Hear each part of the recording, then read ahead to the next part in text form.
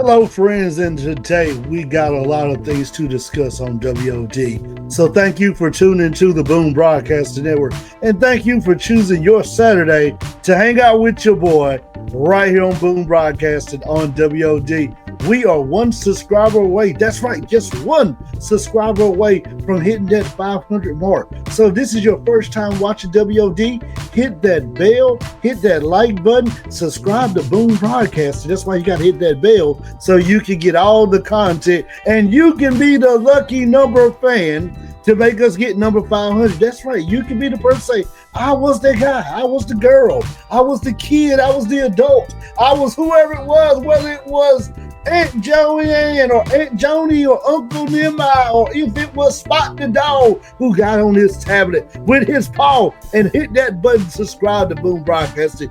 You can have the pleasure and you can have the bragging rights to say, I was the person that got Boom to 500 subscribers. As we said today, we have a lot to talk about because on today's episode of WOD, this Saturday morning, Saturday afternoon or evening when you're tuning in watching, we're going to talk about the word time. Time is used very loosely when we talk about that word, time, T-I-M-E, when you spell it. Growing up when I was in grade school, my teacher used to always tell me, Shawn, you run out of time, get those assignments done. Then I got to high school and I got into speaking and debating class and joined the debate team in high school.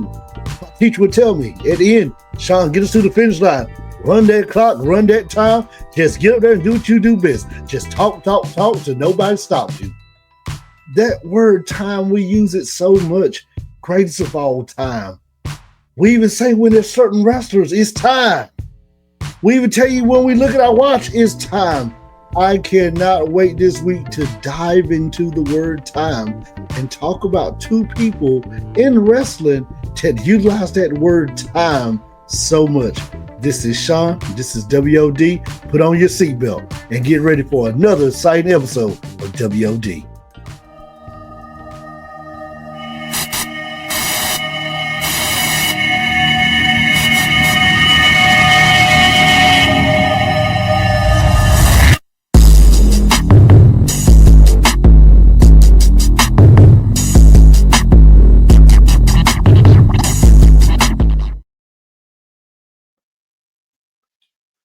Welcome back to WOD. Before we get started, got to give a shout out to the little one who bought me this nice Stone Cold Smoking Skull Steve Austin shirt. A early gift. No, not near my birthday, not close to Father's Day, but just went in the store, seen a Stone Cold shirt, knew that I love Stone Cold so much because I used to raise hell like Stone Cold when he was on TV, so she could not leave. So shout out to my little one buying today's apparel, the Stone Cold Steve Austin shirt, right for me to wear on the Boom Broadcasting Network. What another great episode of Dark Side of the Rings. We told you, Dark Side of the Rings, we don't talk about on It Stinks. We talk about on WOD because it's a wrestling documentary show. Big fan of Dark Side of the Rings. Talked about it last week. Season 6, episode 3. And the famous words of Sheamus. Banger after banger after banger. Episode 1 opened up with Hell in the Cell. Mick Foley versus Undertaker. Episode 2, the rise and fall of Ludwig Borgen. How do you come behind those two episodes and make another killer episode? You do it if you're Vice TV every Tuesday night at 8 p.m. They drop it. This week was none other than another reason why I wanted to watch this season, because he was in the trailer, no other than arguably the greatest of all time. Super heavyweight Leon White, better known in New Japan and WCW as Big Van Vader, WCW Big Von Vader, and of course in WWE, it's time. It's time. It's Vader time. Vader time, baby. What a great documentary that Vice did on Dark Side of the Rings. And with this one, the only downfall I had was you could have pulled in maybe a few more people to give us some more backstage stuff of Vader's life. We had Jim Cornette, we had Jim Ross. Both of these guys were the ones that were instrumental in getting Vader hired in WWE. You had Mick Foley, who had all the death matches with Vader over there in Japan and in WCW with Vader versus Cactus Jack. You had Vader's wife, Mrs. White. You had Vader's son that spoke. But I felt like they could have brought in Ron Simmons. A lot of people forgot and forget. Ron Simmons would have never been the first ever African-American WCW wrestling heavyweight champ if it wasn't for Vader putting him over. A lot of people forget that Vader let Ron Simmons go over to make a milestone that night on WCW and be a part of history. And they did talk about Vader doing that and how he was so adamant on having to be the guy to put over Ron Simmons so that when Ron Simmons went over, he could be cemented in history. I was the guy that Ron Simmons beat to win the first ever heavyweight title for African-American in WCW. So I'm surprised they didn't have Ron Simmons. Surprised they didn't have Booker T up there. I was also surprised they didn't have a few other people. Arn Anderson, Ric Flair, Ricky the Dragon Steamboat, Sting. It was so many more people outside in that WCW window. They could have used, now they weren't going to use that many WWE guys because of Vader's downfall in WWE when he got overweight. But they did very good just telling the story of Vader. Leon White, as you know, played football for Colorado, got drafted by the back then Los Angeles Rams. Then they went and became the St. Louis Rams. Now they're back to Los Angeles Rams again. Got drafted by the Rams of Los Angeles. Blew out his knee. Ended his career in football. And Leon could have walked away and said, I don't want to do nothing. But one thing his wife and son said was, Leon wanted to be an athlete. He was just a gifted person, a natural gifted athlete. And they tell the story of how he broke into wrestling. And it was so good with this documentary on Dark Side of the Rings because they had a lot of interviews that Vader did right at the end of his career before he suddenly passed on us that they were able to use and plug in. So Vader was telling the story about a wrestling show that came to town in Oklahoma or Texas. He goes in the back with a cowboy hat on, cowboy outfit, blue jeans, all this stuff. He walks directly in the locker room after paying for his ticket. That's a no-no. You never walk in the locker room. You'll never go back there where the boys are at. Vader walks in, and the first person to come up to him is Bruiser Brody, who pretty much tells him in a nice way, get out of my locker room. Vader said, I'm here to learn how to wrestle. And doesn't back down from Bruiser Brody. Bruiser Brody threatens to beat Vader up and hit him. Vader stands his ground. That earns Bruiser Brody and Cowboy Stan Watson's respect. And they tell Vader, go to Minneapolis. We'll see you next week. We'll teach you how to wrestle. And that's how it all begins. Vader gets his start in Minneapolis. He goes to New Japan, and this is when the Vader takes off. They put him in the Mastodon. I remember seeing this as a kid in the old magazines, PWI, the WCW magazines, when Vader was on his way to WCW. He had the Mastodon shoulder pads, the Mastodon faceplate. It blew smoke out of him, and the guy just looked intimidating. And I was not able to watch a lot of Vader stuff in New Japan, but I was able to read about it in PWI. And when Vader finally got signed by WCW, like Jim Ross said, when he was working WCW, he was one of the guys that got Vader there. Cornette was in WCW. He got Vader there. Cornette was managing the Midnight. When they got Vader there, Jim Ross said, a guy like that, you can't start him at the bottom of the card. They just threw him right into the heavyweight title.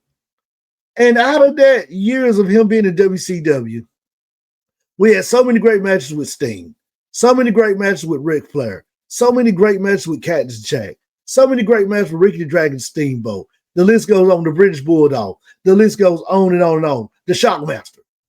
All of this was because Vader just was a natural born gift athlete that could do stuff. I always say he is the biggest and best super heavyweight of all time with the things, the attributes he was able to do in the ring. And I tell people who don't know who Vader is, before you go back and look him up, think of Jacob Fatu times 3.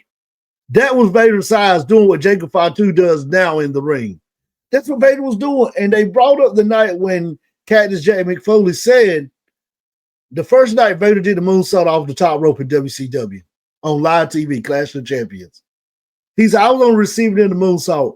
I remember walking back to the locker room, looking at Ric Flair, looking at Ricky the Dragon Steamboat, looking at all the rock boys in the back, saying, we got to step our game up.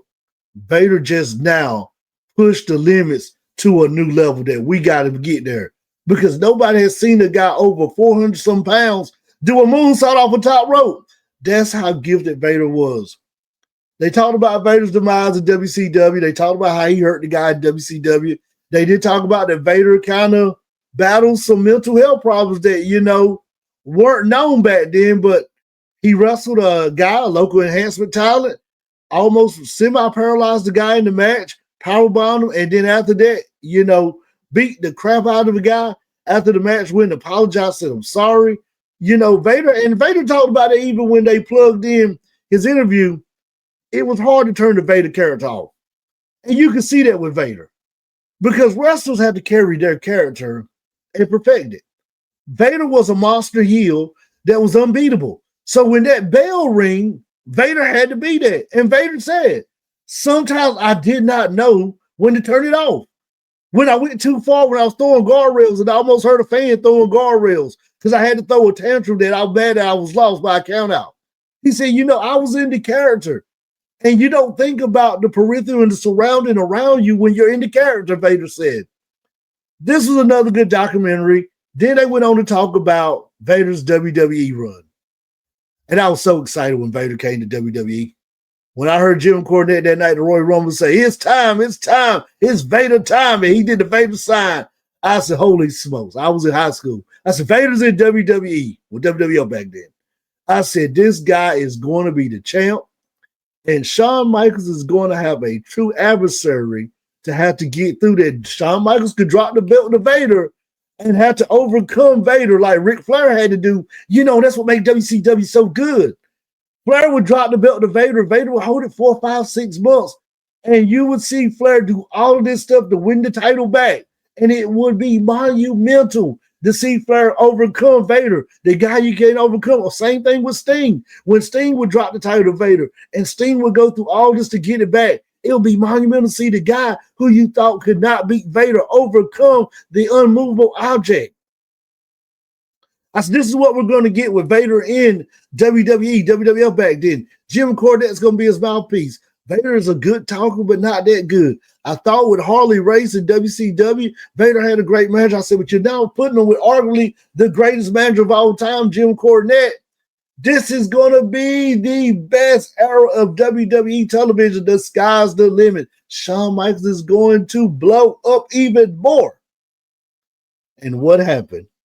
Of course, like we said, Vader was talking about Cowboy Stan Watson and Bruce Brody. Vader bumped hard. Vader worked still. Vader made it look real. You talk about a guy who had his eye fall out of his head and he pushed it back in his eye socket to finish the match in New Japan. Michaels did not like the way Vader bumped. That's nothing brand new. We all know that. We read Michaels' book, Tribes of Heartbreak. He talked about it. Vader bumped hard. Vader worked still. He didn't like the way Vader worked. He wanted Vader fired, and Vader knew that his WWE run would probably be one of his most successful runs as far as a payday, because he'll be the champion WWE. And when you're the champion WWE, you're getting paid. Michaels wanted Vader fired.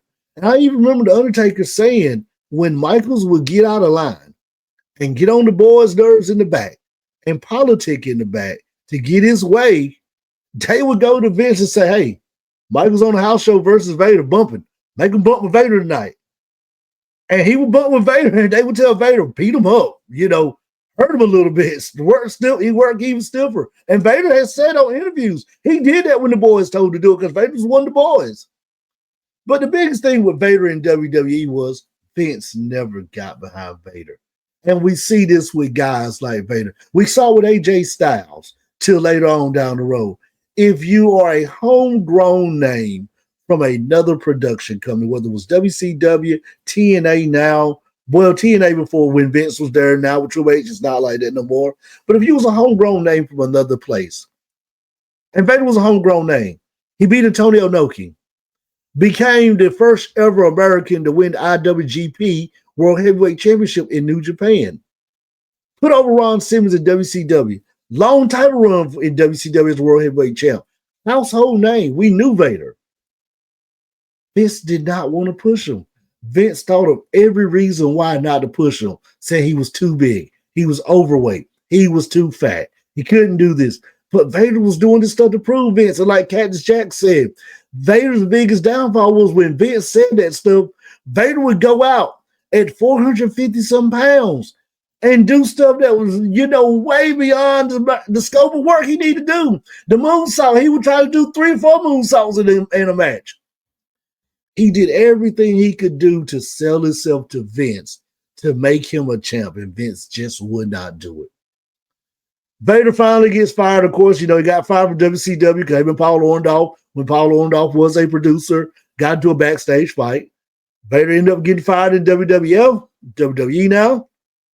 They sent him and Yokozuna to Duke up here in Durham. I'm reading about it, to lose weight in the weight loss management program. Neither one of them lost weight. They gained more weight, so they ended up having to let them go. And that's when Vader kind of started having some indie show runs. They took him back to New Japan, brought him back home. Vader got sick, and then Vader, unfortunately, he had worse circumstances, he passed. But when you think about Vader's career, WCW, even in WWF, that's when he was taking at the end of his run. He lost to Kane, he lost to Taker, he lost to everybody. But when you think about Vader, you got to say, even like with Bam Bam Bigelow, those were the first 2 super heavyweight guys that were doing stuff that cruiserweights were doing. Flying off the top rope, moonsaults, diving headbutts, you name it, big splashes. They were doing that stuff, the Vader splash. And I mean, Vader overworked himself. I always say, watching that last little run in WWF, when I go back and watch classic Vader matches after him and Michaels had that good run against the title, that downward after that, Vader pushed himself so hard.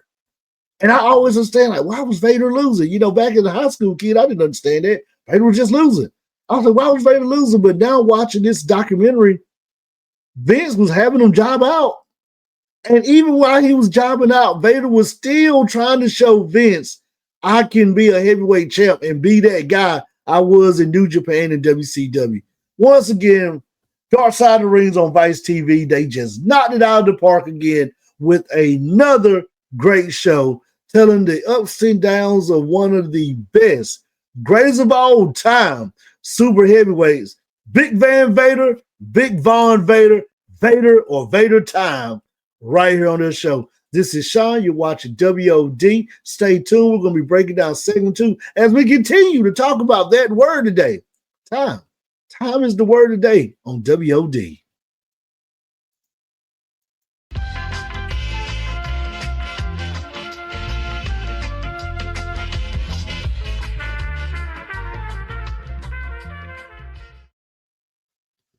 Welcome back to WOD. As we stated, this week is the time week on WOD. Time, the word of the day. Time. T-I-M-E. We take it for granted so much. We just had a great segment talking about Dark Side of the Ring, talking about Vader, who probably had one of the best Dark Side of the Rings I've seen in a long time. Vader, like I said, just a natural born gifted athlete. But now as we use the word time and we transition on to segment 3, it's time to talk about the interview. I've been waiting to get on WOD to talk about it. Everybody's been asking me what I felt about it. I watched it live on SmackDown as it unfolded 2 Fridays ago. Then I won't know Friday ago because this was Friday last night. Well, so that would have been last Friday. So Friday ago, I watched it as it unfolded. I've gone back and watched the WWE edited on the WWE YouTube channel. I watched it again on the DVR. I heard everybody under the sun, moon, and stars, heaven, and earth talk about it. So why not talk about it on WOD? Tiffany time and Charlotte Flair. We see WWE, about to say WOD, do this all the time. Use that word time again. When it's time for a main event, man, is this going to be the time challenge? How many times you can say time in a segment? But when it's time for a main event, they typically get the heel in the face, or the faces, or the heels, whichever way they're going with the match, to do this interview segment. Most times they do it with a contract signing. Sometimes they do it with a split screen segment like you see, 2 screens, virtual. Sometimes they do it face to face. But they felt warned that as good as this has been between both of these two competitors, Charlotte and Tiffany, do it face to face. Why not? Wade Barrett comes in. He's our special guest moderator to keep things together. And it starts off wonky. And I tell you with WWE, I say it all the time. Say it on the night count. Say it on Drop the Mic. Say it on WOD. Say it on any show I get on. When they get it right, man, by golly, they get it right. But boy, when they get it wrong, you just want to say, what are you doing? What are you doing, WWE? What are you doing?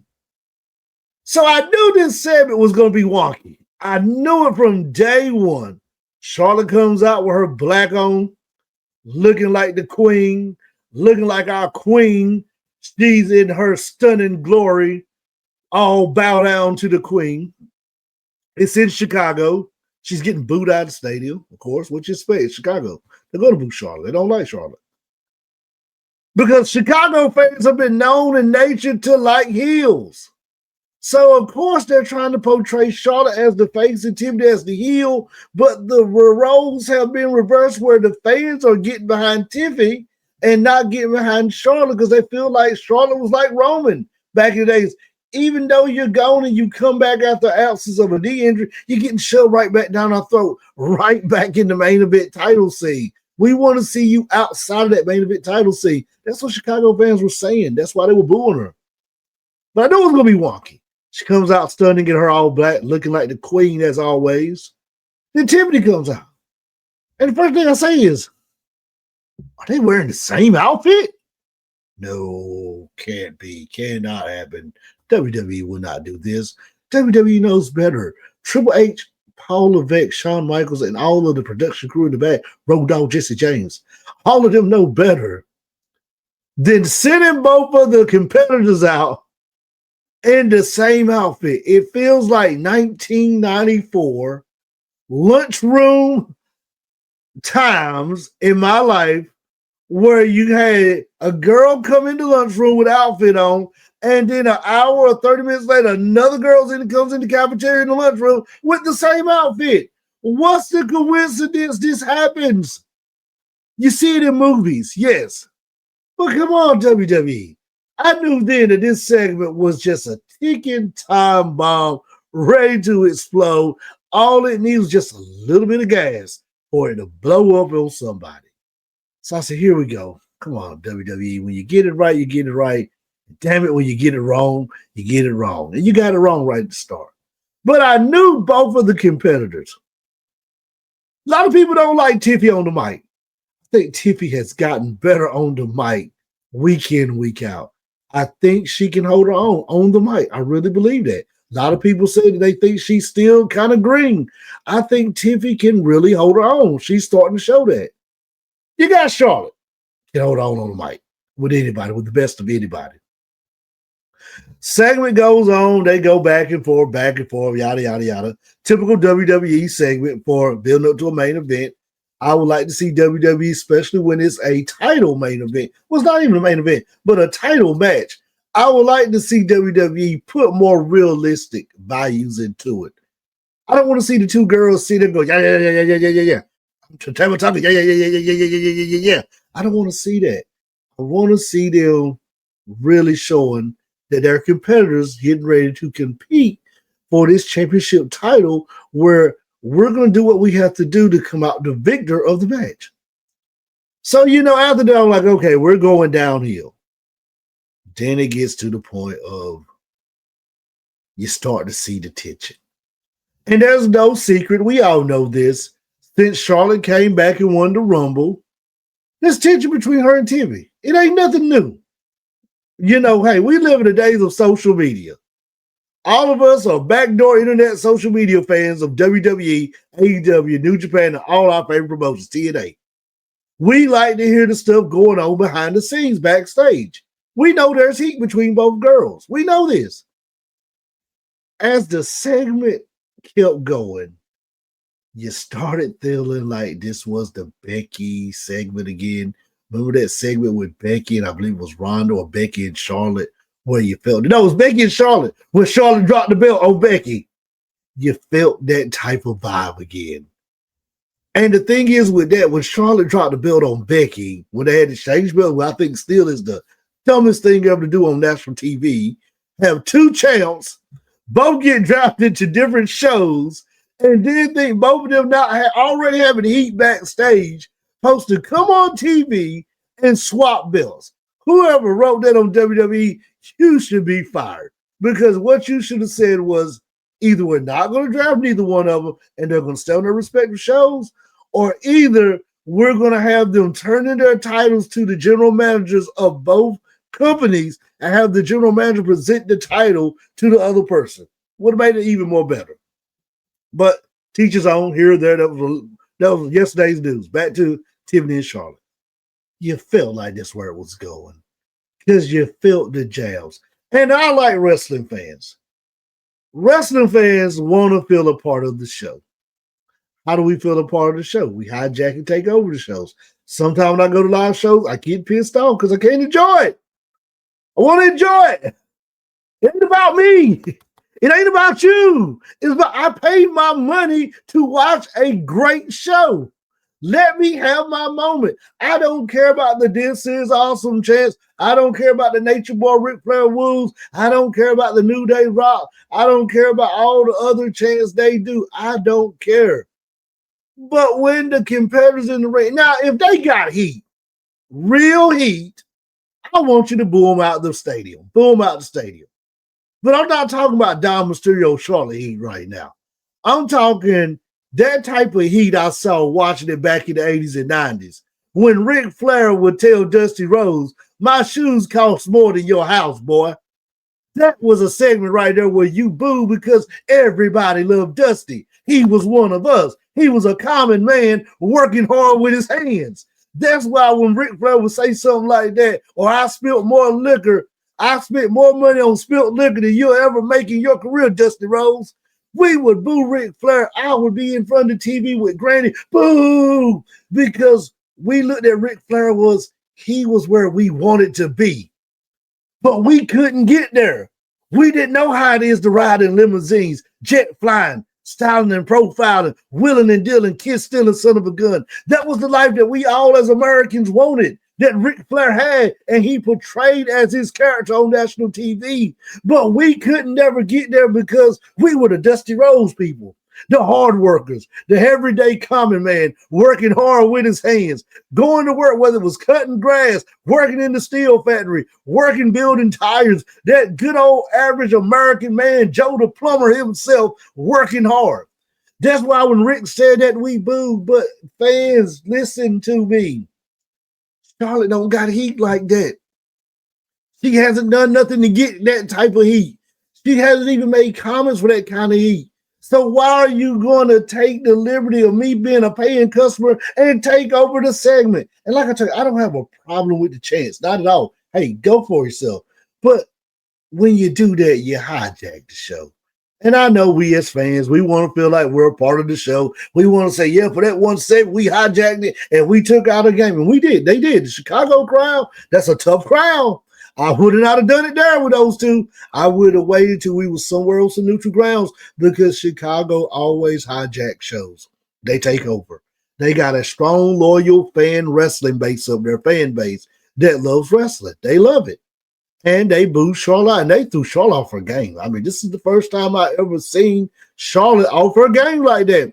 Most times she could bounce back. So as I'm watching this segment, start asking myself, it's a train wreck. It's a dumpster fire right now, right before our eyes. I'm watching this segment. I'm saying, is Charlotte trying to do like Cena used to do?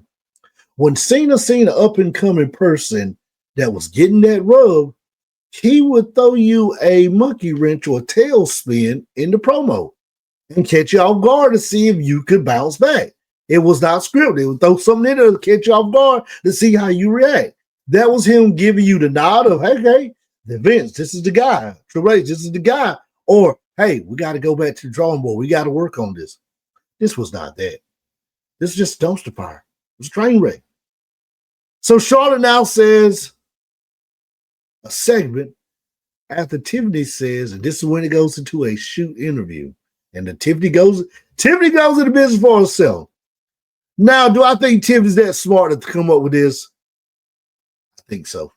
A lot of people say they feel like she was coached by somebody backstage to pull this off, but I think Tiffany's pretty smart at what a lot of people give her credit. When she said, Charlotte, you're 0-3 in marriage. I said, holy moly donut shop.